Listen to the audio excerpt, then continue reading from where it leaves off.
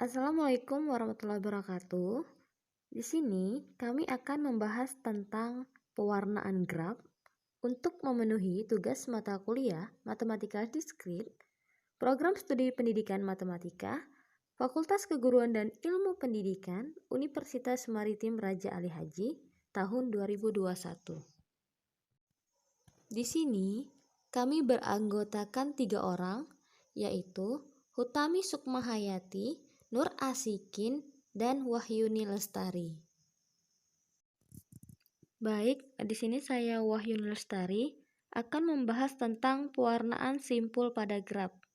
Nah, sebelum saya membahas pewarnaan simpul pada graf, di sini saya akan menjelaskan tentang pengertian matematika diskrit. Matematika diskrit merupakan salah satu cabang matematika yang mengkaji tentang objek-objek diskrit. Salah satu bahasan dalam matematika diskrit adalah teori graf. Teori graf muncul pertama kali pada tahun 1736, yakni ketika seorang matematikawan Swiss bernama Leonhard Euler berhasil menyelesaikan permasalahan yang sangat terkenal, yaitu jembatan Königsberg. Masalah jembatan Königsberg adalah apakah mungkin untuk melewati 7 jembatan hanya tepat 1 kali dan akan kembali lagi ke tempat semula? Leonhard Euler adalah orang pertama yang berhasil menemukan jawaban masalah tersebut dengan memodelkan masalah ke dalam bentuk graf. Salah satu topik menarik dari teori graf yaitu pewarnaan graf atau graph coloring.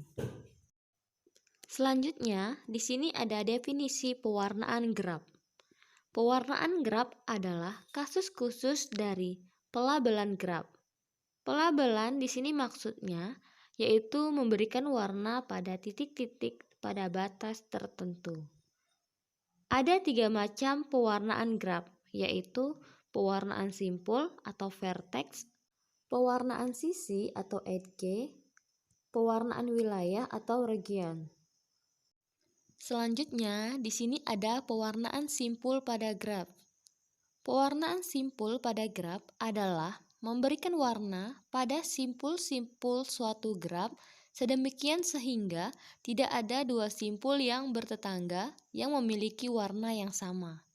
Kita dapat memberikan sembarang warna pada simpul-simpul asalkan berbeda dengan simpul-simpul tetangganya. Ukuran terkecil banyaknya warna yang dapat diberikan kepada sebuah graf G dinamakan dengan bilangan kromatik. Selanjutnya, di sini ada contoh pewarnaan simpul pada graf.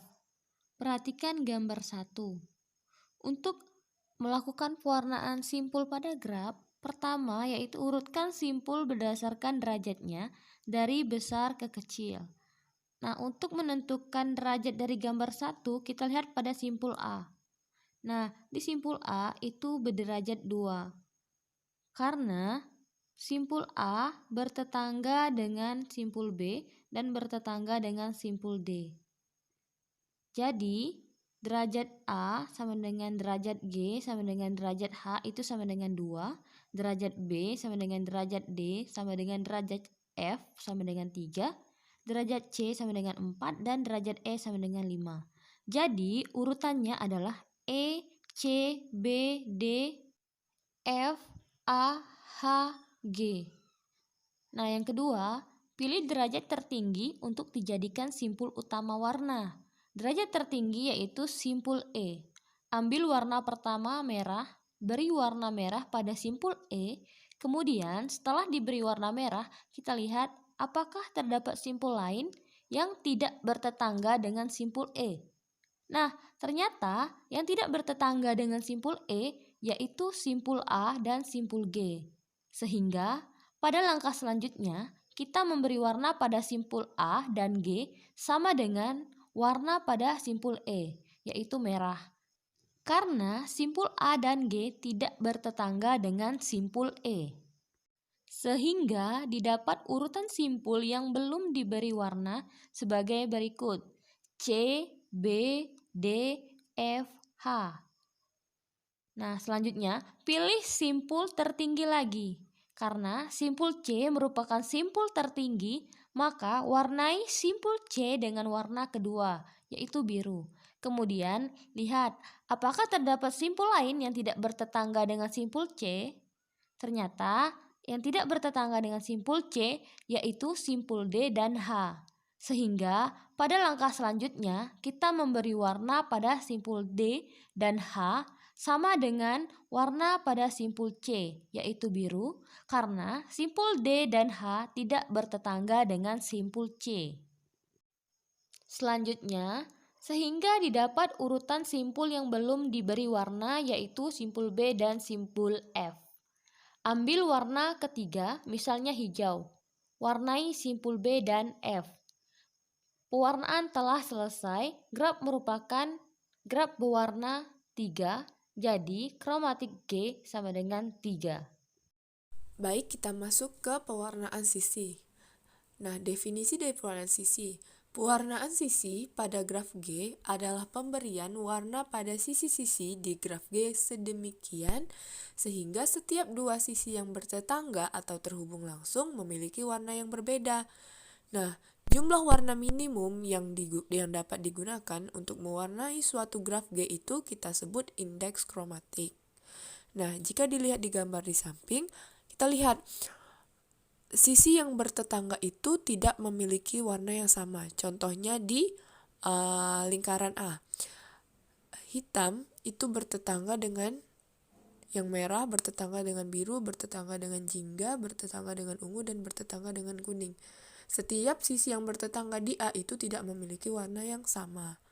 Namun, warna hitam bisa bertetangga dengan sisi B ke F karena warnanya bisa sama dengan sisi B ke F karena mereka tidak bertetangga. Nah, perhatikan dua gambar berikut. Pada gambar sebelah kiri, kita dapat melihat bahwa indeks kromatiknya sama dengan 3 karena minimum warna yang digunakan untuk mewarnai semua sisi pada gambar graf G adalah 3, yaitu merah, jingga, biru. Nah, untuk gambar yang di sebelah kanan dapat kita lihat bahwa indeks kromatiknya itu ada 4, karena minimum warna yang digunakan untuk mewarnai semua sisi pada graf G itu ada 4, yaitu ada merah, ada biru, ada hijau, dan ungu. Selanjutnya itu penerapan pewarnaan sisi graf. Contoh, pada suatu universitas terdapat 13 fakultas yang membentuk tim untuk bertanding dalam Rektor Cup tingkat universitas tersebut. Liga mahasiswa ini dilaksanakan dengan sistem setengah kompetisi. Liga mahasiswa dibagi menjadi 2 grup, yaitu grup 1 dan grup 2. Grup 1 terdiri atas 7 tim dan grup 2 terdiri dari 6 tim. Setiap harinya pertandingan dilakukan dalam 2 kloter, yaitu pagi dan sore. Hari pertandingan dalam satu grup harus berselang 1 hari dan pertandingan grup 2 harus lebih dulu selesai dibandingkan dengan grup 1. Keterbatasan ini membuat penjadwalan pertandingan menjadi sangat penting karena efektivitas penjadwalan mempengaruhi lamanya kompetisi ini berlangsung. Kita misalkan, peserta grup 1 adalah fakultas A, B, C, D, E, F, dan G. Sedangkan peserta grup 2 adalah P, Q, R, S, T, dan U. Untuk penyelesaiannya kita lakukan satu-satu. Pertama, kita cek dulu untuk grup 1. Di grup 1 ini terdapat 7 tim. Maka pertama kita representasikan grup 1 dengan graf lengkap, seperti gambar pertama ini. Nah, di sini dapat kita lihat bahwa tim A itu berhubungan dengan tim B, C, D, E, F, G. Karena kemungkinan tim A itu dapat bertanding dengan tim lainnya di grup 1. Nah, selanjutnya itu kita warnai seluruh sisi terluar graf dengan warna yang berbeda. Karena di sini ada 7 sisi terluar, maka kita warnai 7 warna. Ada merah, jingga, kuning, hijau, biru, ungu, dan hitam. Nah, selanjutnya pilih sisi sejajar dengan salah satu sisi terluar dan warnai dengan warna yang sama. Contohnya itu tadi, sisi terluarnya adalah merah, maka sisi yang sejajar di bawahnya juga kita warnai dengan warna merah. Nah, kita lakukan hal yang sama untuk sisi-sisi lainnya, sehingga pewarnaan sisi graf lengkap itu N-nya sama dengan 7. Dari graf pertama tadi kita peroleh sebuah jadwal. Nah, di sini dapat kita lihat untuk lapangan 1 itu ada tim mana saja yang bertanding. Ada A versus B, B versus C, dan seterusnya. Untuk lapangan 2 juga begitu, ada C versus G, A versus D, dan seterusnya. Untuk lapangan 3 juga ada D versus F, E versus G, dan seterusnya. Nah, ini untuk jadwal graf 1. Selanjutnya kita masuk ke penyelesaian grup 2. Nah, di grup 2 ini terdapat 6 tim. Yang timnya itu adalah P, Q, R, S, T, U. Pertama itu kita representasikan grup 2 dengan bentuk graf lengkap seperti gambar pertama. Nah, selanjutnya itu kita lakukan penghapusan titik T. Karena ini adalah genap, timnya itu genap, ada 6. Untuk pewarnaannya itu kita hapus dulu 1 titik. Nah, baru kita warnai sesuai dengan langkah grup 1 tadi, di mana kita warnai dulu semua sisi terluar dengan warna berbeda, lalu kita cari yang kita warnai dengan warna yang sama sisi yang sejajar, barulah didapat graf seperti di gambar kedua. Nah, setelah itu, setelah menjadi graf pada gambar kedua ini, kita kembalikan, kita penambahan kembali titik T, sehingga bentuknya seperti ini, seperti pada gambar ketiga. Namun ini belum diwarnai untuk sisi yang berhubungan dengan T. Baru kita warnai dengan melihat jangan sampai sisi yang bertetangga ini memiliki warna yang sama. Pada sisi U kita lihat ada warna merah, hijau, jingga, dan biru. Warna yang belum ada di sisi U adalah warna kuning. Maka untuk U ke T itu menjadi warna kuning. Hal yang sama juga kita lihat untuk T ke S itu warna jingga, T ke R itu warna merah, T ke P itu warna hijau.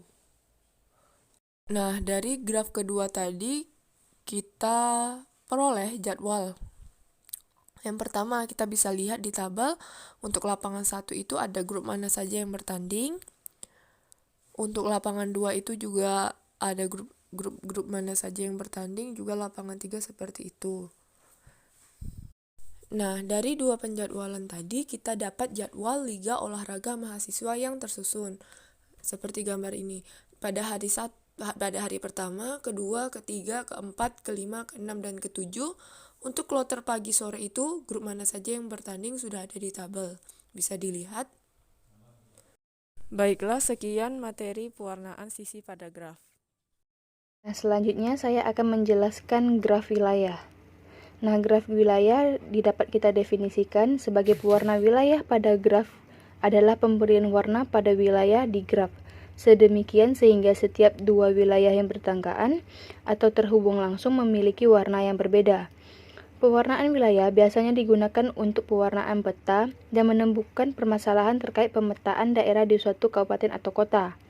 Wilayah pada peta dipresentasikan sebagai ruang atau wilayah dalam graf. Jika wilayah telah membentuk menjadi suatu graf, maka wilayah tersebut dibentuk menjadi graf planar. Selanjutnya, graf planar dibentuk menjadi graf dual, dan cara setiap ruang atau wilayah menjadi sebuah simpul. Oleh karena wilayah-wilayah telah diwakili oleh simpul, maka untuk penggunaan dapat menggunakan algoritma pewarnaan simpul. Setelah graf dual diwarnai, warna dapat dikembalikan ke peta awal kembali. Nah, kita ambil contoh peta Pulau Sumatera. Nah, di peta Pulau Sumatera ini terbagi 8 wilayah, yaitu Aceh, Sumatera Utara, Sumatera Barat, Riau, Jambi, Bengkulu, Sumatera Selatan, dan Lampung. Nah, setelah itu peta ini kita ubah ke dalam bentuk graf. Nah, graf yang diperoleh berbentuk seperti ini. A itu Aceh, B itu Sumut Sumatera Utara, C itu Riau, D itu Sumatera Barat, E itu Jambi, F itu Bengkulu, G itu Sumatera Selatan, dan H itu Lampung. Kenapa bentuk grafnya seperti ini? Kalau kita lihat, Aceh itu berhubungan dengan Sumatera Utara. Nah, sedangkan Sumatera Utara itu berhubungan dengan Riau dan Sumatera Barat. Nah, Sumatera Barat berhubungan dengan Bengkulu dan Jambi. Riau berhubungan dengan Sumatera Utara dan Jambi. Jambi berhubungan dengan Bengkulu dan Sumatera Selatan.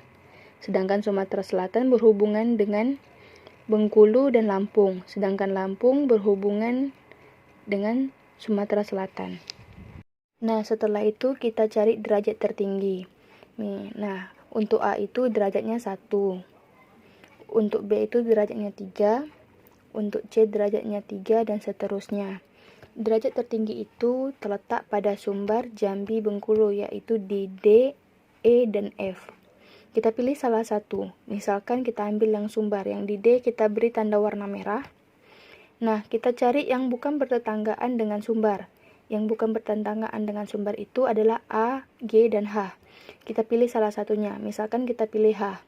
Terus di H, di Lampung, kita kasih tanda merah. Setelah itu ulang lagi.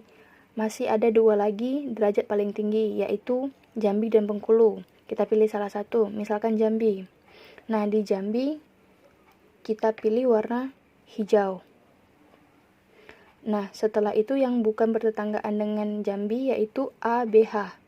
Sedangkan yang bertetanggaan itu C, D, F, G. Nah, kita pilih tuh salah satu A, B, H. Misalkan kita pilih B.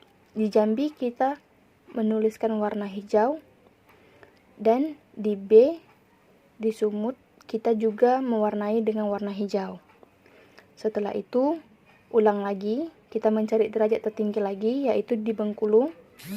Nah, di Bengkulu, yang tidak bertetanggaan dengan Bengkulu itu adalah A, B, C. Nah, misalkan di Bengkulu kita beri warna biru. Nah, kita pilih tuh A, B, C. Tadi B sudah kita beri tanda warna hijau. Sekarang kita beri yang A, B, C. Misalkan kita ngambil yang C. Nah, jadi yang C itu kita beri tanda warna biru. Jadi Bengkulu dan Riau berwarna biru.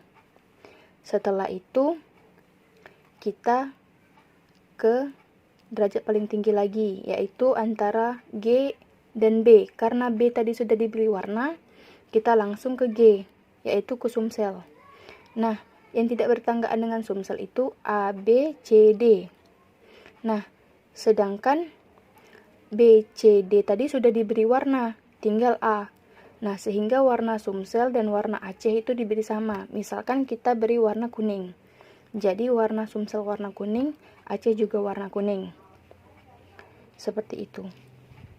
Sehingga setelah itu warnanya sudah terisi semua, kita sudah selesai menyelesaikan graf warnanya. Barulah kita dapat gambar grafik yang sudah kita beri warna. Aceh dan Sumsel berwarna kuning, Sumut dan Jambi berwarna hijau, Riau dan Bengkulu berwarna biru, sedangkan Sumbar dan Lampung berwarna merah.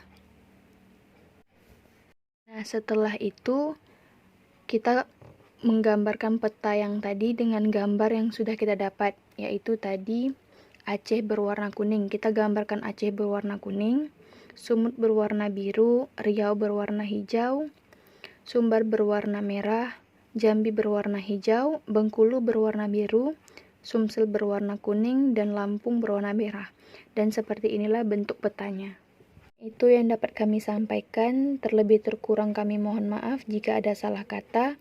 Kami akhiri dengan wabillahi taufik wal hidayah. Wassalamualaikum warahmatullahi wabarakatuh.